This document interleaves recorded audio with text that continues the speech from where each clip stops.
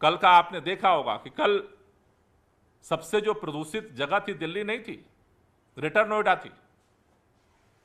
लेकिन सीएक्यूएम के हर आदेश की भाजपा की सरकारें धज्जियां उड़ा रही हैं, वो मानने को तैयार नहीं है।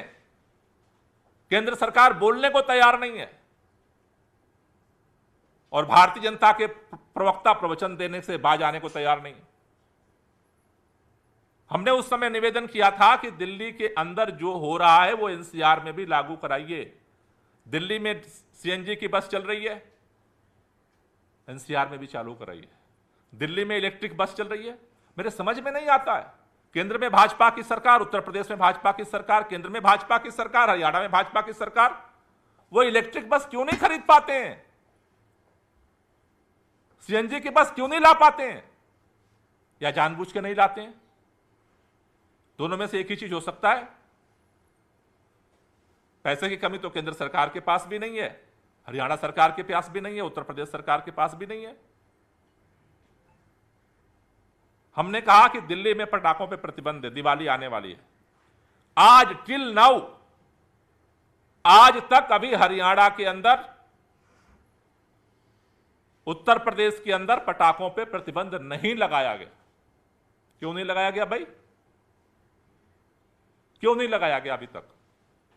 भारतीय जनता पार्टी इसका जवाब क्यों नहीं देना चाहती है? केंद्र सरकार चुप क्यों है? दिल्ली के अंदर 24x7 बिजली सप्लाई हो रही है, जनरेटर सेट बंद है, लेकिन आज की डेट तक पूरे एनसीआर के अंदर जनरेटर सेट चल रहे हैं। और चल इसलिए रहे हैं कि जब घरों की बिजली का कनेक्शन उस जनरेटर से ही है, तो बिजली, अगर जनरेटर बंद हो जाएगा तो बिजली ठप हो जाएगी, लोगों के बल्ब बंद हो जाएंगे।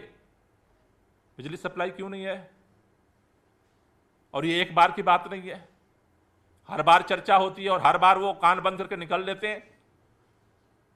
इस बार भी 15 दिन से इस बात के लिए हाथ जोड़ के विनती कर रहा हूं, लेकिन कान पे जू नहीं रेंग रहा है भाजपा की सरकारों पे। हमने कहा कि भाई जो बाहर से ट्रक्स आ रहे हैं दिल्ली के अंदर, जिसका दिल्ली के अंदर कोई उपयोग नहीं है, केंद्र सरकार ने बनाया है ईस्टर्नल और वेस्टर्नल, पूर्वी और पश्चिमी जो रोड बना है, वहां से बसों को डाइवर्ट कर दो। नहीं सुनने को तैयार है। क्यों नहीं डाइवर्ट करना चाहते हो भाई? आज की तारीख में दुखी मन से हमें कहना चाह रहा हूं, भारतीय जनता पार्टी की सभी सरकारें दिल्ली के अंदर प्रदूषण को षड्यंत्र करके बढ़ाना चाहती हैं। चारों तरफ सीओक्यूएम की किसी भी आदेश को मानना नहीं चाहती हैं और उनके खिलाफ कोई बोलने वाला नहीं है, कोई कार्रवाई करने वाला नहीं है। केंद्र सरकार चुपचाप बैठी हुई है। सीएक्यूएम सर्कुलर पे सर्कुलर जारी कर रहा है, कोई कंप्लायंस नहीं। आज मैं दोबारा चिट्ठी लिख रहा हूं केंद्रीय पर्यावरण मंत्री जी को कि इमीडिएट तुरंत मीटिंग बुलाई जाए इन 5 राज्यों के पर्यावरण मंत्रियों की, और जो पिछले मीटिंग में डिस्कशन हुआ था उसका कंप्लायंस क्यों नहीं हुआ, उसके लिए जिम्मेदार कौन है? भारत के अंदर जो प्रदूषण की स्थिति बनी हुई है, कल अखबारों में छपा था रिपोर्ट, देश के अंदर 52 जो जिले जो सबसे पोल्यूटेड हैं, 20 जिले हरियाणा के हैं। भाजपा की सरकार है। सबसे जो पोल्यूटेड जगह है वो ग्रेटर नोएडा है, भाजपा की सरकार है। और भाजपा के लोग 2 लाइन का बयान जारी करते हैं और छुट्टी हो जाती है। केंद्र सरकार की छुट्टी हो जाती है, यूपी सरकार की छुट्टी हो जाती है। कल मैं एक बयान देख रहा था उत्तर प्रदेश के माननीय मुख्यमंत्री योगी आदित्यनाथ जी का। बोले मैंने मोबाइल में देखा वो पंजाब में पराली जल रही है।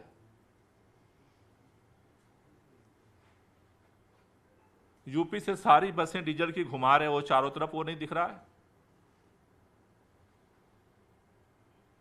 ग्रेटर नोएडा में सबसे ज्यादा पोल्यूशन हो रहा है, वो नहीं दिख रहा है।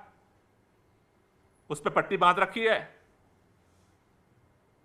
आपको अपने राज्य के अंदर डीजल धुआं उड़ाते हुए बसें गाड़ियां घूम रही हैं, नहीं दिख रहा है।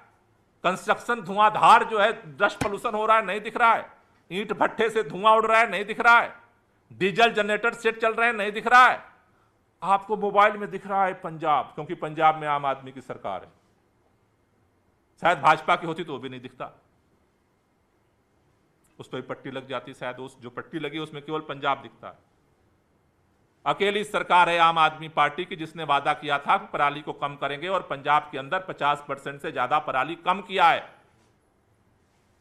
काम किया है इसलिए कम हुआ है, अगली बार और भी कम करेंगे।